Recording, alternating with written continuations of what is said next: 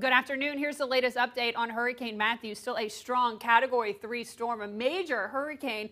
Winds of 120 miles per hour, gusts of 145, moving to the northwest at 12 miles per hour. On this track, it is going to finish crossing over the Bahamas as we go through the day today, possibly strengthening even more to a Category 4 storm by tomorrow morning, and then either making a very close brush with Florida or making landfall with the Space Coast and then bending back to the north and east. Some models take this storm out to sea. Others, get this, bring it back around and hit Florida for a second time. So it's something to watch over the next several days. What does this mean for you, though? So when you take a hurricane right inside that center eye wall, that's where you're going to have the strongest winds, right around that center cluster of thunderstorms.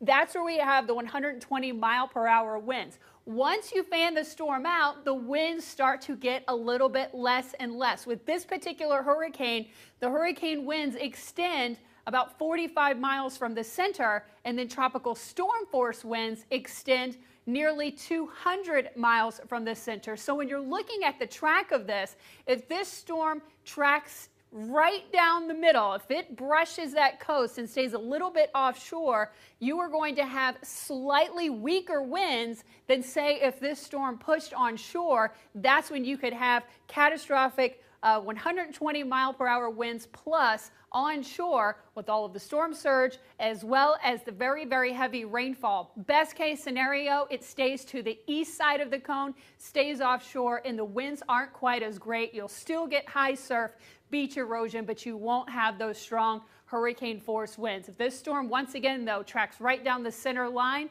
we could see devastating winds, though, across much of the coast of Florida, as well as storm surge, a lot of rainfall, and beach erosion. Something to watch very closely over the next couple of days.